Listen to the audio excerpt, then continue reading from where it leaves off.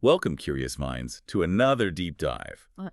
Today, we're peeling back the layers on a historical figure whose name conjures images of power, passion, and, well, thanks to a popular recent show, maybe a fair bit of comedic chaos, Catherine the Great. Yeah, and we've got this fascinating stack of sources you provided. Everything from like a really critical Reddit history post to academic journals, historical accounts. Our mission really is to understand Catherine II, not just the pop culture empress, Right. but the complex, sometimes contradictory historical figure she truly was. We want to get beyond that occasionally true label you hear on shows. Go deeper. Find the truly interesting nuggets that illuminate her real story. Exactly. We'll dig into her early life, that dramatic rise to power, her policies, and of course those notorious myths that still cling to her legacy. That's crucial, going beyond the occasionally true. Yeah. So how do we start unpacking this? And you mentioned we're kicking off with something that really jumped out, that Reddit post challenging the hit series The Great. Yeah, the post argues it's an awful representation of Russian history. Even says it reinforces racist attitudes. Strong words. Okay, let's unpack that. Yeah. Why does the poster feel that way? Well, the post is incredibly direct, isn't it? It really highlights how The Great, the show, portrays Russia as this land of uncivilized, regressive boors. And it frames Catherine, this Austrian-German princess from the heart of the Enlightened West, as basically the only savior. Oh, okay. The author argues this just reinforces some pretty negative stereotypes about Russia. Kind of suggests its development only came from the West, you know? And it really makes you think about how we define Enlightened itself, doesn't it? Your sources reminded me that, okay, the show frames Catherine coming from this beacon of Western Enlightenment. Right. But in 1757, just 5 years before Catherine became Empress, the Parliament of Paris, which was a high court back then, not like a parliament today, they sentenced a man to be tortured with red-hot pincers and then torn apart by 4 horses. Ooh. So enlightened Europe wasn't always quite as enlightened as we might imagine. Indeed. Not exactly gentle. And this sort of disparity leads us right into the show's portrayal of Peter III. Oh. In The Great, he's basically a sadistic, warmongering, drink-sodden frat boy. Just a walking caricature of negative Russian stereotypes. You're meant to hate him, 100%. You're absolutely meant to despise him, yeah. But what was the most surprising thing you found about the real Peter III? Something that genuinely challenges that caricature? Because the history seems way more nuanced. Absolutely. Look, our sources agree he was, let's say, a whiny man-child and an awful husband. No question there. Okay. But what's really fascinating is that he was also, surprisingly, a diligent and ambitious reformer. Really? Reformer. Yeah. For instance, it was actually Peter, not Catherine, as the show depicts, who initially encouraged educational reform. No. And despite the show portraying him as totally dismissing their suffering, he actually attempted to provide more civil rights to the serfs, the continually oppressed serfs. That's a remarkable contrast. And, I mean, considering the show's version, it's pretty surprising he proclaimed a desire for religious freedom across Russia, apparently going even further than Frederick the Great on that. Exactly. And he made peace with Frederick the Great. Now, you can argue maybe that was a geopolitical blunder, but it definitely shows more depth than just some stereotypical military bore. It's a fascinating paradox, isn't it? Someone holding these, like, liberal views, but totally failing to apply them to his own life. Like the source said, an advocate for women's rights who treats the actual women around him like disposable playthings. It's a very modern kind of complexity, in a way. It shows us that even reformers can be deeply flawed. We see that throughout history, not just back then. So with Peter's complicated reality sort of unveiled, let's turn to the woman who ultimately replaced him, Catherine. Her early life was quite a journey itself, wasn't it? Setting the stage. Oh, definitely. She wasn't born Catherine, of course. She was Sophie von Anhalt-Zerbst, born in Prussia. German, yeah. She was invited to Russia by the Empress Elizabeth to marry her nephew, Peter. And this was a huge moment for her. She made a real choice, didn't she, to immerse herself? She really did. She converted to Orthodox Christianity, got her new name Ekaterina, or Catherine, in 1745. Yeah. She seemed to fully embrace her new identity, the customs, everything. But that marriage to Peter III, rocky from the start, feels like an understatement. Oh, yeah. He was immature, obsessed with toy soldiers, had mistresses. Well, she was. She was reading extensively. Enlightenment thinkers, history, which really set her apart, positioned her as a more serious figure, you know? Yeah, and this difference, this gap naturally led to speculation, right? Yeah. Especially about the children. Absolutely. Her eldest son, Paul, born 8 years into the marriage, there were widespread rumors he was actually fathered by Sergei Saltykov, a military officer. And Catherine herself. She kind of fueled those rumors in her own memoirs. Now, historians today generally think Peter probably was Paul's father. Okay. But it's widely believed none of her other 3 children were his. Then came the big one, the coup d'etat of 1762. Peter III somehow managed to tick off pretty much everyone. He really did. He alienated the military by ending the war with Prussia, which they hated. He alienated the lower nobility with his liberal domestic reforms they felt threatened, and he even angered the powerful Orthodox Church by taking away their lands. Painted himself into a corner, as he said. Totally. So, with Peter having basically isolated himself. Catherine seized the moment. She feared what he might do to her, gained the military support, conspiring with her lover, Gregory Orlov. Her lover, right. And Peter abdicated. Just 6 months on the throne, poof, gone. But what started as this bloodless coup, it turned deadly pretty fast. Yeah. Your sources say Peter died July 17th, possibly killed by Alexei Orlov, Gregory's brother. That's the strong suspicion, yes. Catherine's exact role, whether she ordered it, knew about it, or just benefited, it remains unclear. But it's crucial, isn't it? Yeah. That it passed a pall over her reign from the start. That shadow must have shaped how she ruled. Absolutely. That ambiguity around Peter's death, it was a permanent stain. It highlighted the brutal realities of power succession back then, and it likely reinforced her need to consolidate her own authority, fiercely. So let's look at her rule. Her domestic policies. She had these incredibly grand visions, didn't she? Believed in absolute rule, sure, but she did genuinely try for reforms. She did. She established state schools for girls and boys, which was significant, and importantly, independent of the church. That secular aspect was revolutionary, right? Learning for good citizenship. Exactly. She even founded the Smolny Institute for Noble Maidens, but it's important to get her specific vision here. She believed education should fit a woman's station, not necessarily to help them climb the social ladder, but to fulfill their existing role more effectively, you know? Okay. A specific kind of empowerment. And she wrote the Nakaz, her big legal reform document. Yes, outlining her ideals. Advocating for outlawing capital punishment, torture, equality for all men, at least in principle. And the Legislative Commission she set up in 1767 allowed Russians across the empire to actually voice their thoughts for the first time, even if no laws came directly out of it. That seems pretty progressive for an absolute monarch. It was a significant gesture, however, and this is a big however, despite those enlightened ideals, the harsh reality is that later in her reign, she actually augmented upper-class power with the Charter of the Nobility in 1785. And this ultimately tightened the chains of serfdom for many citizens, didn't loosen them. She's widely criticized for not really improving the lives of the serfs, who are, let's not forget, the vast majority of the population. That's a profound tension, isn't it? The gap between the ideals she wrote about and the reality of her policies at home. Huge tension. And this tension boiled over dramatically with the Pugachev Rebellion in 1773, the biggest peasant rebellion in Russian history, led by a guy, Emelian Pugachev, who audaciously claimed he was Peter III. Incredible claim, right? And if we connect this to the bigger picture, this period really highlights that conflict between enlightened ideals and the hard political and social realities of ruling a vast, deeply stratified empire like Russia. Yeah. It raises a really important question, I think, for any leader. How much can one person truly change these deeply ingrained systems, even with good intentions? Especially when faced with existing power structures and, frankly, the need to stay in power yourself. And that rebellion must have seriously challenged Catherine's legitimacy, her right to rule. Oh, massively. It involved Cossacks, peasants, widespread violence. Catherine eventually had to suppress it with massive force, which again speaks to the harsher side of her rule. So the issue of serfdom just festered, the ulcer of serfdom, as it was called. Exactly. And one of your sources, Radishev's Zajalore, A Journey from St. Petersburg to Moscow, written in 1790, just hammered this point.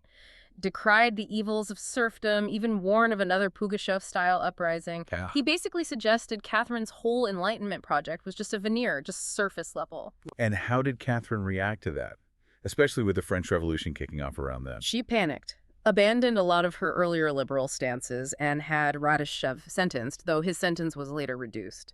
But it shows how scared she was by then. Okay, let's shift gears a bit. Foreign policy.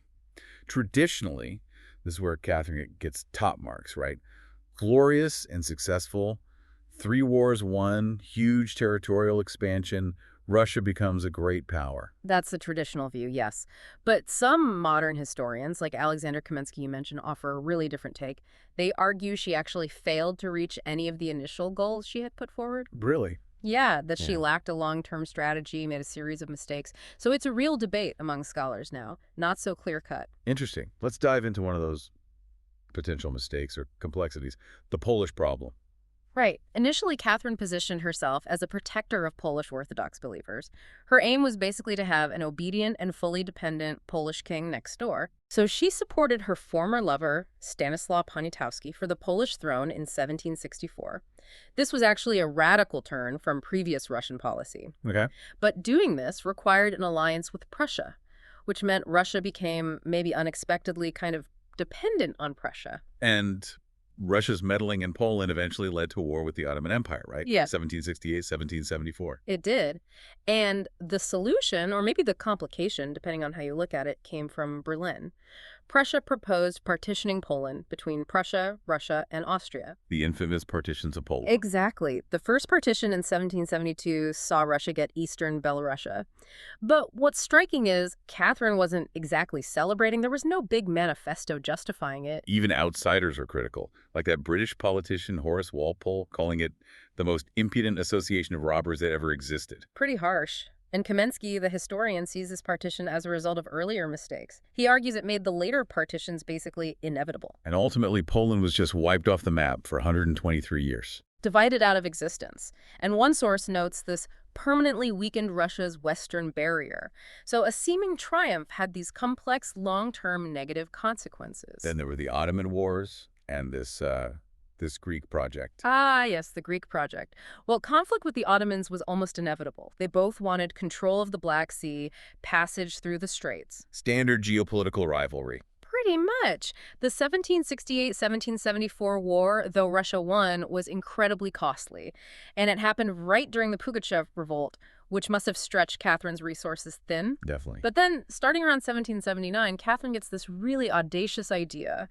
The Greek project. Okay, what was that exactly? She literally envisioned restoring a Greek empire, capital in Constantinople, Istanbul, with her own grandson, Constantine, named specifically for this, on the throne. Wow, that is ambitious. Hugely ambitious. And this idea was partly influenced by Voltaire, actually. He flattered her, suggesting she could be the one to drive the Turks out of Europe. Voltaire again. And annexing Crimea in 1783 was a key step towards this, right? It was seen as such. Potemkin, her advisor and former lover, convinced a hesitant Catherine. He argued it would bring immortal glory, supremacy over the Black Sea. But your sources suggest it might have been more of a political miscalculation than some grand planned strategy. That's the argument some make, yeah. It tells us that even the most ambitious rulers often work with incomplete information. A perceived opportunity can quickly become a burden. A grand vision doesn't guarantee a smooth path. Right. And indeed, another war with Turkey broke out, 1787, 1791, right after Catherine's famous Grand Tour of Crimea. The trip with the alleged Potemkin villages. We'll get to that myth. We will. Anyway, Russia won again. Turkey dropped its claims to Crimea. But the Greek project, it remained a dream. Never happened. So, beyond the grand politics and wars, Catherine also had some surprising innovations and, of course, those enduring legends. One thing that genuinely stood out was her role in vaccination. Yes, this is fascinating. She played a really pivotal role in the history of vaccination by championing variolation. That's an early form of smallpox inoculation. Why did she do it? Well, it was partly Enlightenment values about science and progress, but also very personal. She was terrified for her son Paul's health. Smallpox was rampant. But what did she do? She invited a British physician, Thomas Dimsdale, to Russia. And then, in 1768, she did something monumental. She became the first person in Russia to undergo variolation herself. Wow, she went first. She went first. Then her son Paul followed. This act of leadership, putting herself on the line, it built immense public trust. And it had a massive impact, didn't it? Led to a huge campaign. Incredible impact. Her efforts led to a mass campaign, 20,000 Russians inoculated by 1780, over 2 million by 1800. It sparked real interest in funding hospitals, improving healthcare across the empire. It's such a powerful example, isn't it, how personal courage from a leader can translate into widespread public health benefits. Yeah. That lesson still resonates today, I think. It truly does. It raises that important question about how personal example from public figures can really drive public health initiatives. You don't just tell people what to do, you show them. Okay, now, on to the power of myth. Catherine's reputation just spawned countless urban legends, Yeah. mostly meant to tarnish her image, right? Oh, absolutely. And some are pretty wild. The most notorious has to be the horse myth, this widespread legend that she died. While attempting sexual intercourse with a stallion, the harness broke, crushed her. Completely, utterly false. But it's amazing how persistent that story is. It really highlights how rumors, especially scandalous ones about powerful women, can just take root in the public imagination, become fact. Definitely. Then there's the story she died on the toilet when her seat broke. Is there any truth to that one? It's partly true. She did collapse from a stroke in her bathroom, possibly near or on the commode. But she didn't die there. She died in her bed the following day. So the lurid details got exaggerated. These stories took on a life of their own, and her love life definitely fueled some of it. For sure. She had about 22 documented male lovers throughout her life, some much younger, even when she was older. Which wasn't actually that unusual for court standards back then, right? But her enemies. Her enemies seized on it, portrayed her as a nymphomaniac, the Messalina of the Neva, using her personal life to try and undermine her authority. And what about the erotic cabinet? Yeah. This room full of explicit furniture. Another urban legend. There's absolutely no historical evidence for it. Experts dismiss it. Likely just another fabrication to make her seem depraved. It's fascinating how these tales become part of the lore, though. Totally. And the Potemkin villages. That famous legend that Potemkin built fake villages along the river to fool Catherine during her Crimea trip. Also false. Almost certainly spread by Potemkin's political rivals to discredit him. But the story stuck to Catherine, too. It shows how easily misinformation can spread, even back then. Now, a more lighthearted one, the spelling joke. Ah, yes. Because she wasn't a native Russian speaker, she apparently once misspelled the word "io," which means more. It's just 3 letters. She supposedly spelled it 5 letters, which led to this popular Russian joke. How can someone make 5 mistakes in a 3-letter word? It shows a more human side, maybe a relatable flaw. That's a great little anecdote. And finally, one about her wit. The story about the mosques in Kazan. Oh, I love this one. Apparently, Christian leaders in Kazan petitioned her because new mosques were being built higher than the churches. Okay. And Catherine allegedly replied that she was Tsarina of the Russian land, but the sky was beyond her jurisdiction. Huh. That's a pretty sharp comeback. Very diplomatic in a way. It certainly is. It Yeah. speaks to her intelligence, her ability to navigate these tricky religious and political issues, maybe with a little touch of humor. So after digging through all this, Yeah. what does it all mean for understanding Catherine the Great? She was undeniably a ruler of huge ambitions, significant achievements. Absolutely. Yet, as we've seen from your sources, her reign was also marked by, well, ruthlessness, compromises, policies that had really unforeseen negative consequences. Yeah, she championed Enlightenment ideals on paper, Right. but also presided over mass serfdom in reality. And the dismantling of a whole neighboring state, Poland, is full of contradictions. Her legacy seems like a testament to how power, even when it starts with enlightened intentions, often has to operate within the messy constraints of existing systems, political realities. Exactly. She really exemplifies how leaders are rarely just one-dimensional heroes or villains. They're complex people shaped by their times, but also shaping those tumultuous times. Ultimately, Catherine's story reminds us just how incredibly complex, how often contradictory historical figures can be, and how popular narratives like TV shows can sometimes simplify or, wildly exaggerate their lives. Mm-hmm. So maybe next time you encounter a historical figure, whether it's through a show or just a quick headline, it's worth considering that occasionally true disclaimer.